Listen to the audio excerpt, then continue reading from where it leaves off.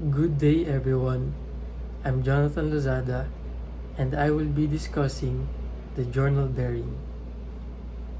Journal bearings typically consist of a metal sleeve that fits around the shaft. The sleeve is held in place within a housing. Journal bearings are one of the most common types of hydrodynamic bearings. Their primary purpose is to support a rotating shaft. They are used in various subsystems in engines and powertrains. For example, for support of both crankshaft and camshaft.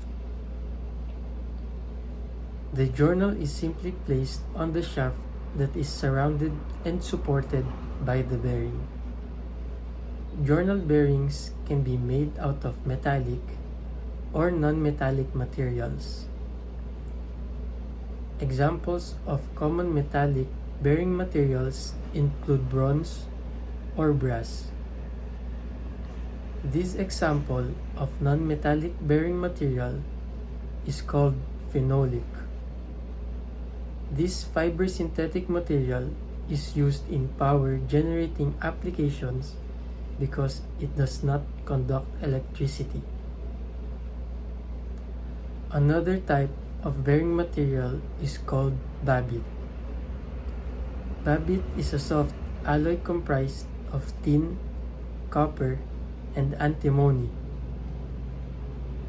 Babbitt is a soft metal that exhibits excellent conformability, compatibility, and embeddability, allowing the bearing to bear the brunt of potential damage instead of the more expensive shaft.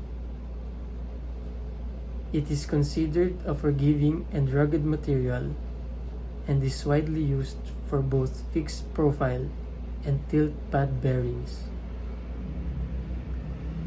Bearings are generally made out of materials that is softer than the metal of the shaft.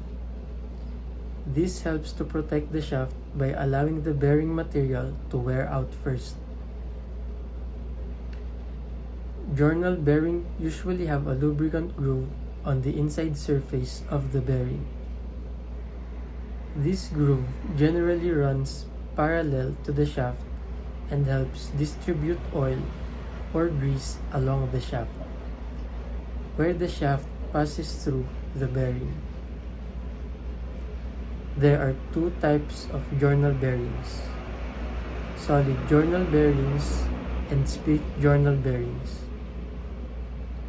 Solid journal bearings consist of a solid, one-piece sleeve mounted in a one-piece housing. A journal bearing is sometimes called a bushing or a sleeve bearing depending on its thickness.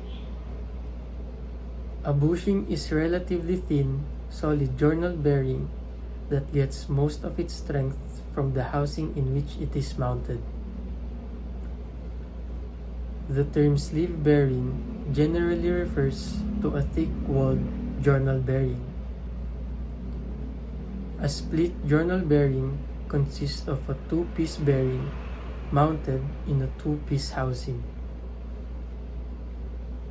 The advantage of a split journal bearing over a solid journal bearing is that it can be separated into two halves.